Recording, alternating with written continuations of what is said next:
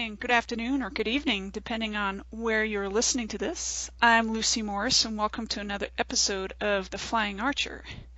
We have an amazing guest for us today, or for you, and that is Tim Williams. Hey, Tim loved... how you doing, Lucy? Doing awesome. This is totally exciting. And Tim loves sharing his passion of archery with others. Tim, with a fellow archery coach, is starting an Archery Academy in Kentucky. Tim is a certified NASP coach, which is National Archery in the Schools program, Scholastic 3D coach, and a level 3 USA archery coach. Tim owns an executive coaching and training business and is a part of the John Maxwell team, and he loves the outdoors. We have a lot to discuss, and please welcome from Elizabethtown, Kentucky, Tim Williams. Hey, Lucy.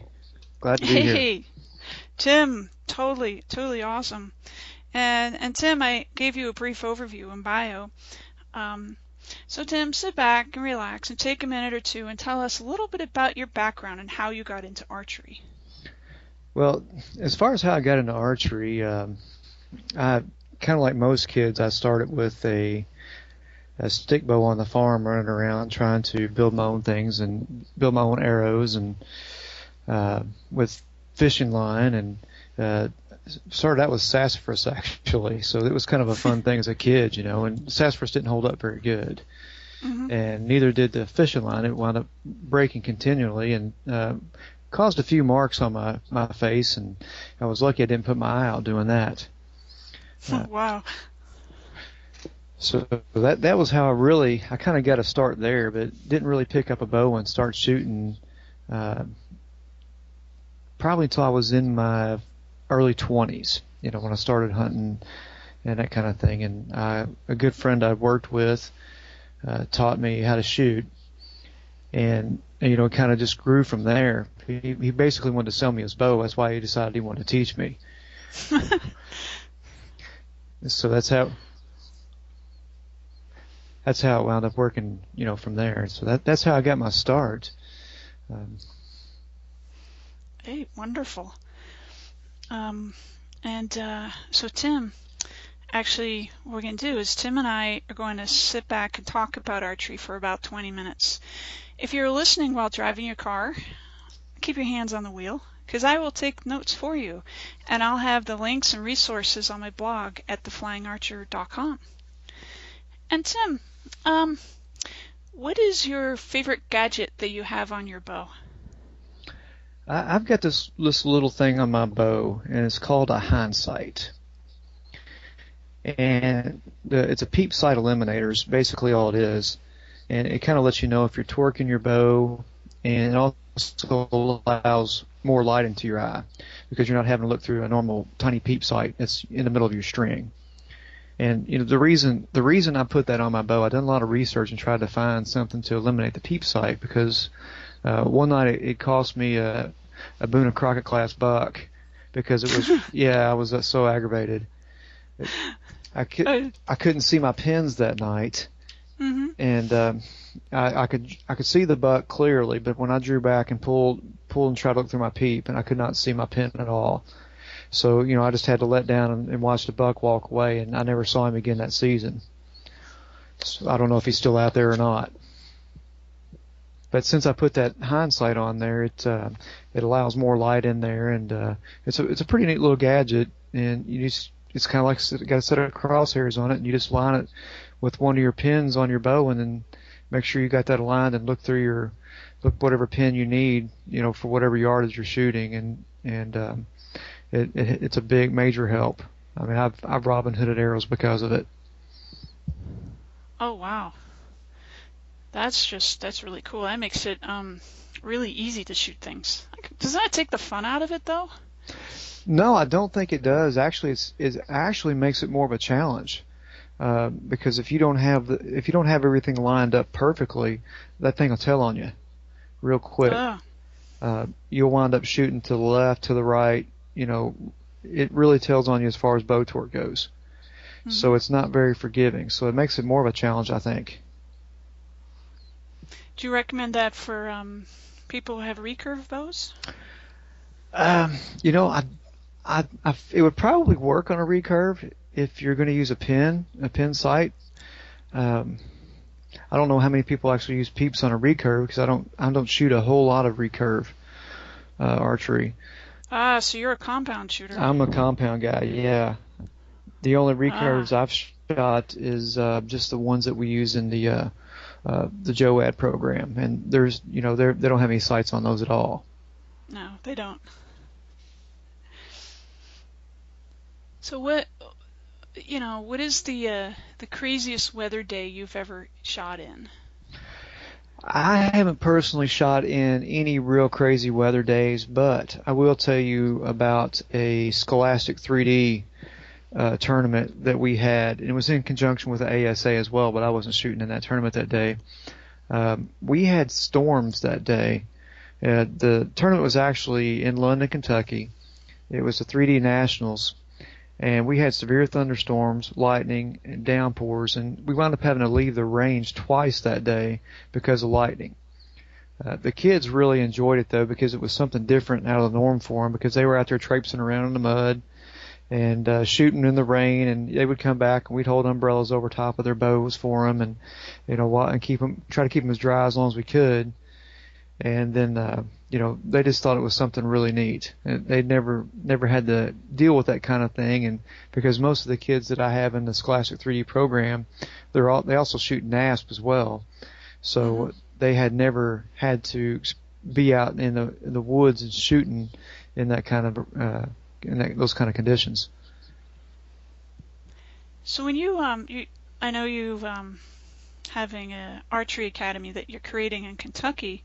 Um, when you have that really up and going full swing, will you be doing um, simulations of, say, shooting in the weather like that for your kids, so the kids get experience before they go to a tournament or move on to bigger tournaments? That I hadn't really even thought about doing that because we're kind of still in the planning stages, but that might actually be a good idea because we're planning on doing some outdoor shoots and outdoor tournaments, and that might actually be a good concept to maybe just take a sprinkler hose and make them shoot in the rain or with the water sprinkling on them, and just see how it affects their mental awareness of what they're doing, and have something else that's thrown in the mix they're not used to having. hmm So tell us about your archery academy that you're creating. Well, we are actually in the process of we have everything set up as far as the business goes. We're going to have a JOAD program, and we're going to do coaching, group coaching, individual coaching, and we're gonna start a league where we're going to do a tournament trail, kind of like what ASA is doing, and we're just going to do it locally. So we're trying to get more involvement with archery in our general area here, and because we have such good areas to shoot, we're trying to get the city Parks and Recreation on board with us right now, because they have a sports complex that is just phenomenal, and I think that one of my goals in the future is maybe to bring a USA Archery JOAD shoot to Elizabethtown, because I think we have the facilities to support something like that. That's one of my goals in the future to have done. So, but as far as the rest of the academy goes, we're even thinking about doing an after school program. Wonderful too. Yeah. So that's something that's kind of lacking in our area too, and we think that that'd be very beneficial for the kids. And the NAS program has really blown the area up in the last few years. I've seen major changes in archery around here, and now the Scholastic 3D program is really taken hold in our area. And what's really good about the Scholastic 3D program is there's a whole lot of colleges coming on as far as donating money and scholarships. At our nationals last year, the Scholastic 3D Nationals, and I'm not sure whether you know this or not, Lucy, there was over $150,000 in scholarships that were put out there last year for the top archers. Wow, Two of them were, I didn't realize that. Wow.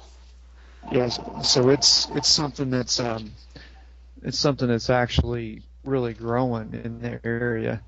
The Hmm. top two archers received $22,000 from their choice of college out of and they're private universities that are sponsoring these scholarships. Universities like University of Cumberland's, Kentucky Christian University, Campbellsville College is coming on board now. So I think all in all, if I remember correctly, there's about 8 schools that are trying to bring on the scholarship or the archery programs in their school. It's 8 schools, you mean colleges? Yes, 8 colleges. Okay. Wow, that's really fascinating. I love it. Um, so I just want to talk about equipment again. Which strategies do you have for your archers if their equipment breaks in a competition? Well, um, probably the best thing that we do with that is we just run like crazy to the nearest vendor booth to get a new part. Uh, in NASP, usually the only thing that we really have issues with is arrow rest breaking. We've never had a major breakdown in equipment in NASP. Hmm. Sometimes we'll have fletchings fly off the arrows, and we usually have plenty of those sitting around. The archers always bring their own arrows. They've got practice arrows and they've got tournament arrows to shoot. And but that's one of the biggest issues that we have. I had one of my top archers actually break an arrow rest in the first practice round of state competition. So, Oh I my felt, God. yeah, that was kind of crazy there. We had I had to basically sprint to the nearest vendor booth, and luckily one of the vendors that was there was a good friend of mine. So I grabbed a arrow rest from him and ran back to the shooting line while his dad was trailing behind me to pay the guy. So that was one of the funnest experiences I had with tracking down parts for in an archery tournament when we had equipment break. But as far as the Scholastic 3D program, when we were out shooting with the compound bows, we didn't have any issues out there with those. And hunting bows like that they're really pretty durable. So I've dropped my personal bow out of a tree stand before and went down and picked it up, and it was just fine. So they're pretty tough. Can you explain more what Scholastic 3D is? That seems to be more of a new thing that's happening now.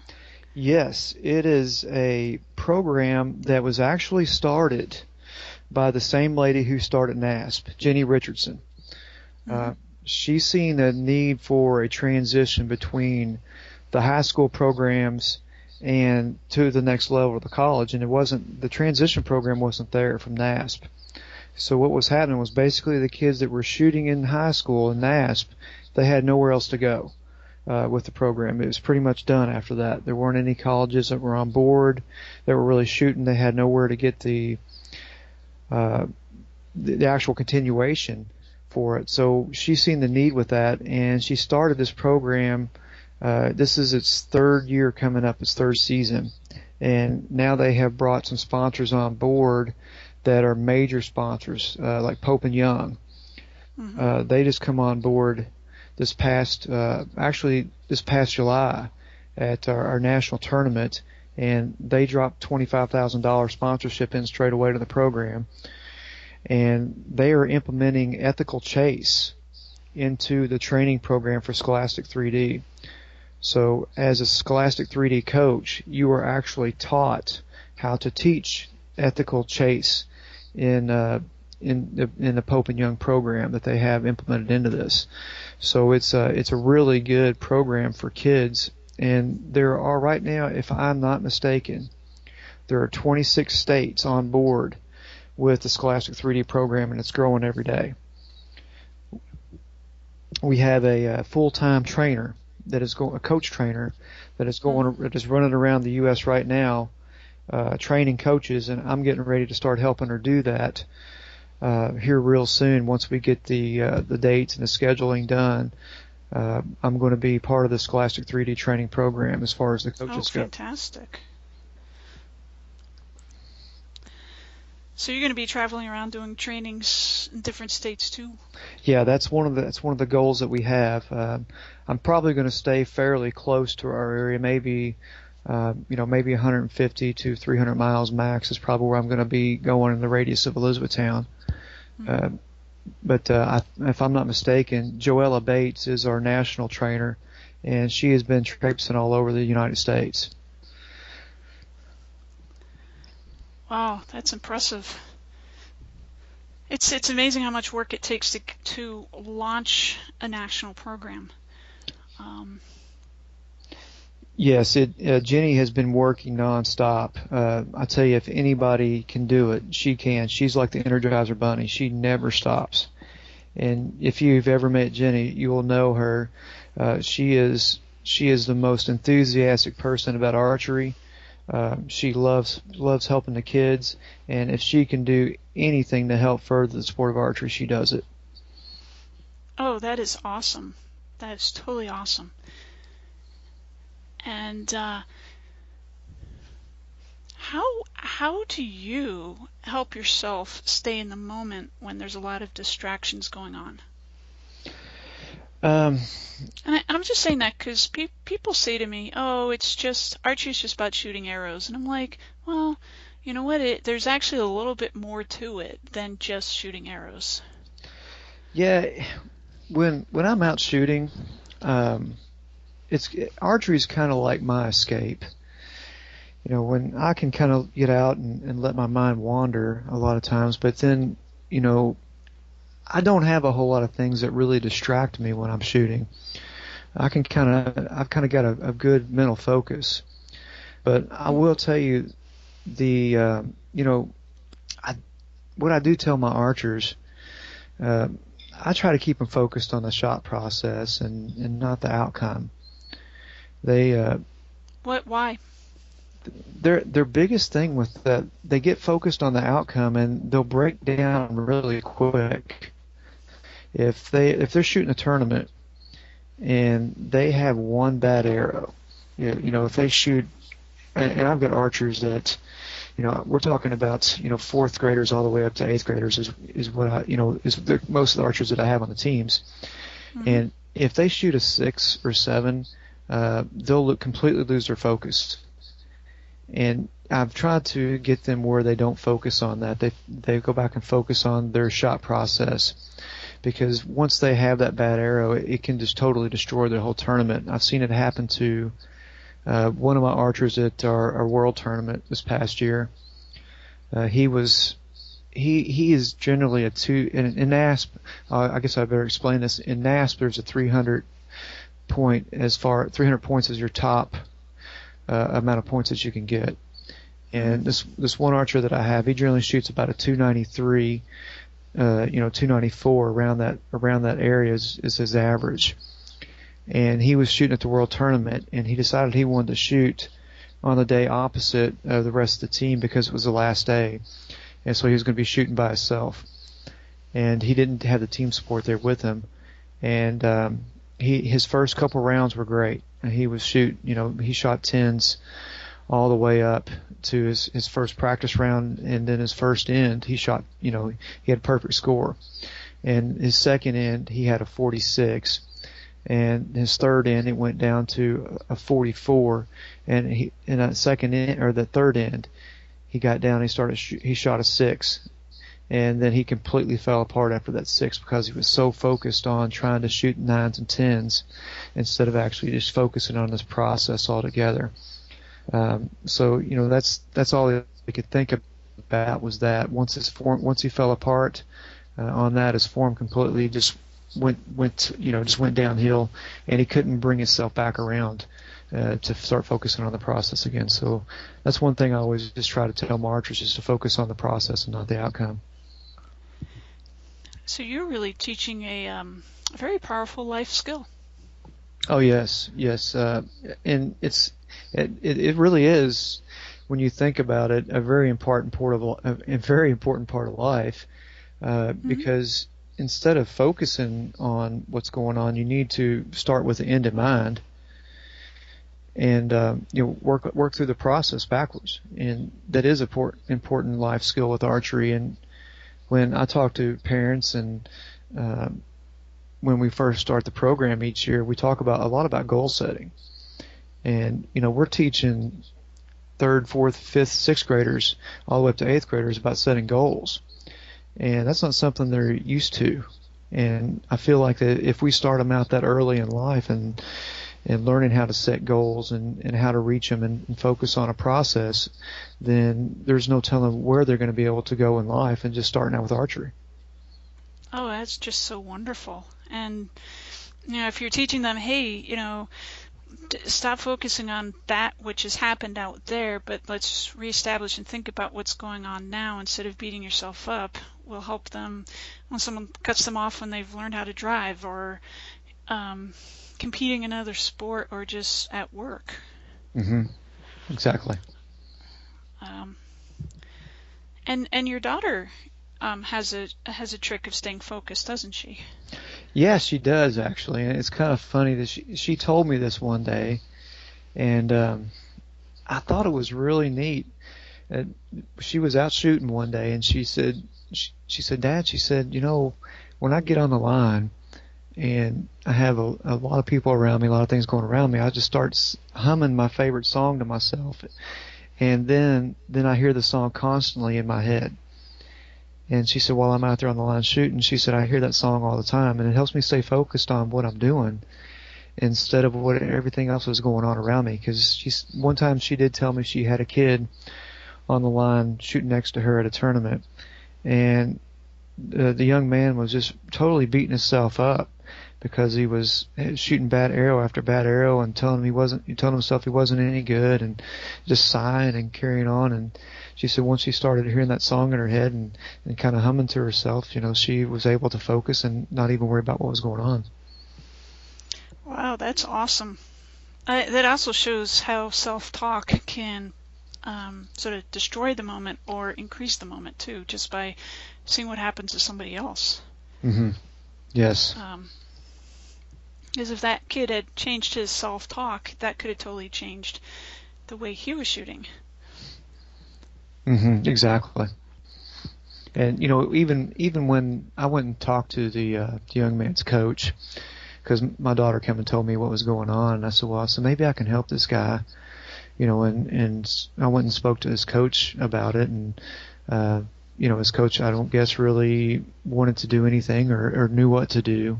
He tried to encourage him a little bit, but he went back out on the line and did the same thing again. And of course, I'm not gonna step in and try to coach someone else's kids, and I wouldn't want him doing my kids that way. But I felt like that he may have got cut a little short on that tournament there, or maybe and just in general. And I hate to see that.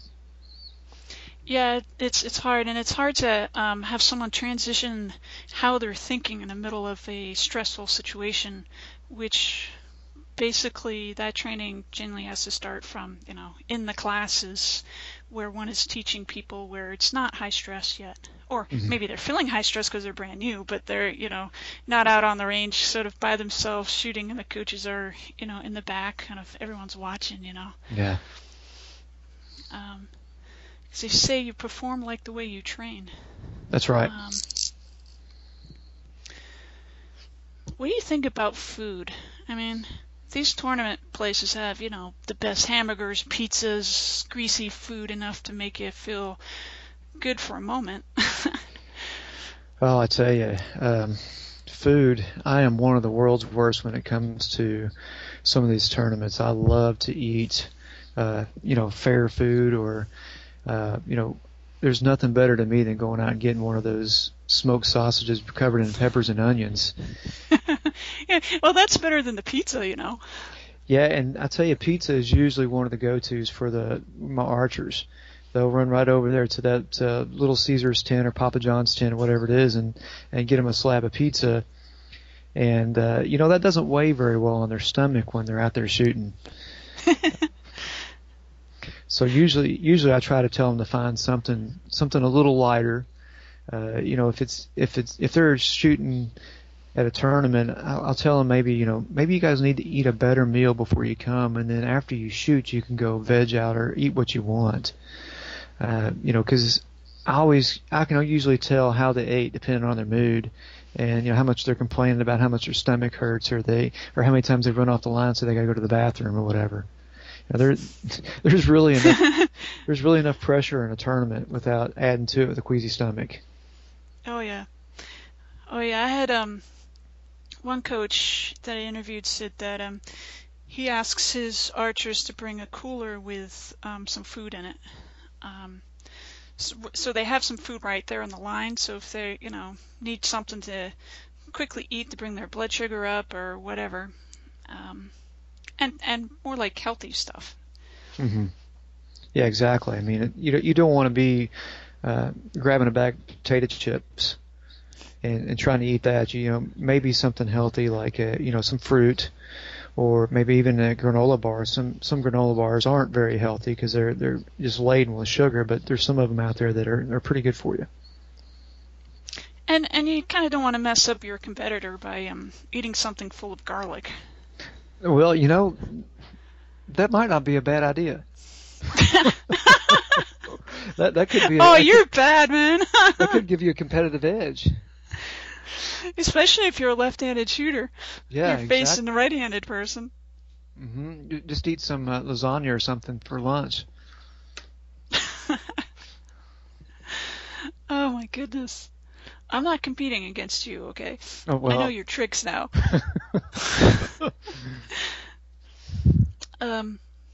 Hey, Tim, what were your earlier challenges in archery?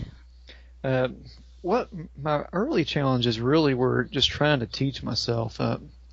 When I first got started, I really no one had the time that actually shot. They didn't have time to teach me, so I got really frustrated and quit. I bought one of the very first bows I bought. I bought it at a pawn shop for $75 and really didn't know what I was doing when I bought the bow. And then I turned around probably a year or two later and sold the bow for this, what I got out of it. And I didn't pick it up again until about 10 years later. And like I said before, a friend of mine was trying to sell me the bow, so he spent the time to actually teach me. And 2 hours he spent with me, and those 2 hours were worth a lifetime of treasures, really, because it really spurred the passion for archery in me, because without him I probably wouldn't be where I'm at now shooting. I mean, those 2 hours we spent together and just teaching me how to use a release, how to anchor, and the different ins and outs of the bow, was just priceless. I mean, I couldn't go back and thank him enough again for spending that time with me. Well, that really shows how powerful that first couple of hours or hour with a coach in probably any sport or endeavor is so important. Yeah, and having the right coach too, and someone that actually has been there and knowing what they're doing. I mean, anybody can try to tell you how to shoot a bow and teach you how to shoot a bow, but they may teach you some bad habits. I'll be honest with you, until I started coaching, I had a lot of bad habits that I didn't know I had. Mm-hmm. And when I went through the NASP program and got certified as a VAI, I started realizing how many bad habits I did have. And then I started digging further and realized what I had been doing all along, which, it served me okay. I was able to hunt and that kind of thing, but it wasn't everything that I needed to know to be able to teach somebody. So, learning from Grandpa might be great, but if you really want to learn the skill and be able to teach other people effectively, then you might want to check out who you're learning from. I know it's interesting because people have never really asked who my mentors are, who my coaches are, and it's like, that's also ask who, when you're a new archer or you've been with somebody for a while, find out who they're training from. No one's actually asked me. That's interesting. Yeah, well, I was, and this is kind of an interesting story to add to this, because this was at a pro shop, and it was in one of the major retailers, and I don't want to put that major retailer on the spot here and say their name, but it was a major retailer, and it was in their archery shop.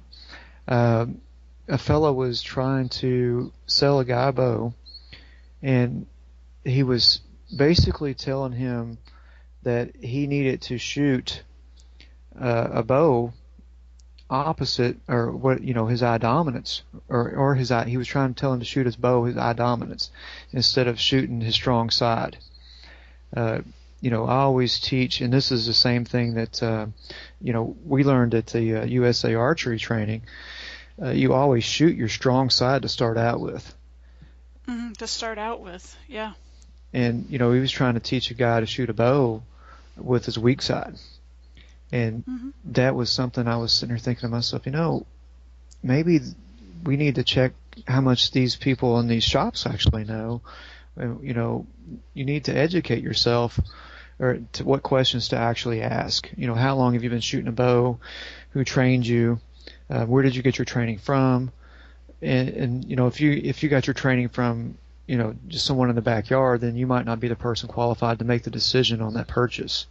So I would say if you're new into archery, make sure you go to a pro shop that has experience and has a trainer or someone in there that is recognized in the industry, that knows how to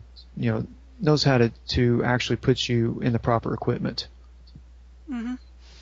Totally. And you can go to USA Archery's website, and there's a coach locator, and you can do it by state, and you can do it by levels. So you can find, say, a level 3, a level 4 coach to ask questions to, too.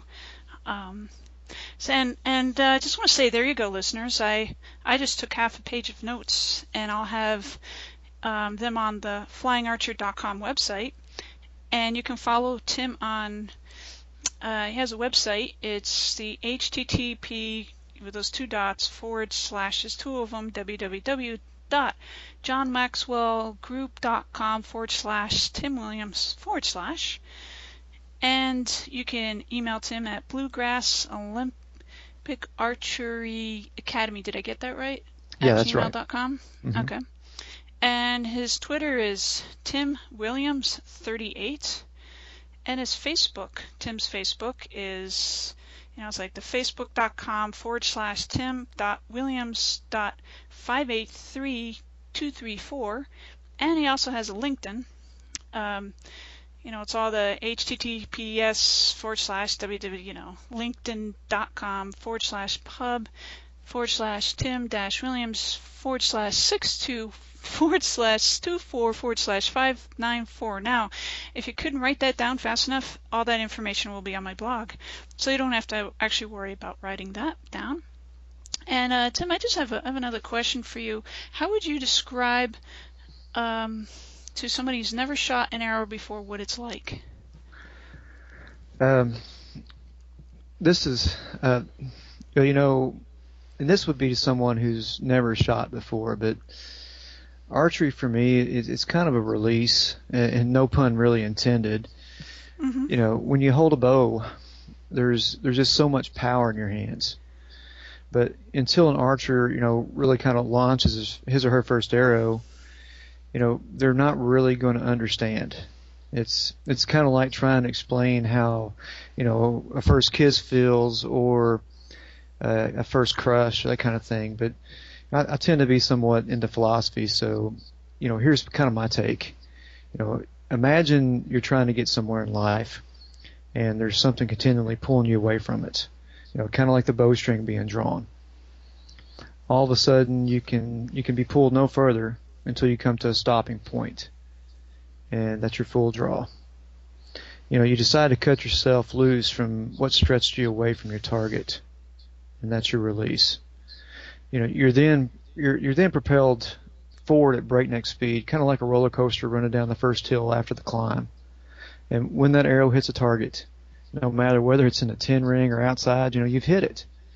And, from then on, there's really no turning back. you've begun your journey, and that's kind of what it's been like for me. That's that was nice. I really like that. The nice analogy. Thank you. You're welcome. And wow, Tim, I just noticed that the time has just flown by, and you have just been an incredible guest. I would like to give you the last word. Could you leave us with a pearl of wisdom or inspiration that you would like to leave us? Well, as far as archery goes, I'm just going to tell you, don't ever sell yourself short. Don't ever quit because you don't have someone there to teach you. Because this is going to be skills in your life that you can do your entire life, and it can be something you can do with your family. Involve your family in it. It's very important to have that family time together. And no matter what physical ailment that you have, physical disability, if you have any at all, you can shoot a bow. So have the confidence there to do it, and don't ever let anyone tell you you can't. That's awesome. Should never let anyone tell you can't in any of your goals, right? Yeah, exactly. Hey, well, Tim, I want to say thank you for being on the show. Oh, thanks for having me, Lucy. It's been fun. And all of the links, the website and resources from this podcast will be posted on our website at flyingarcher.com.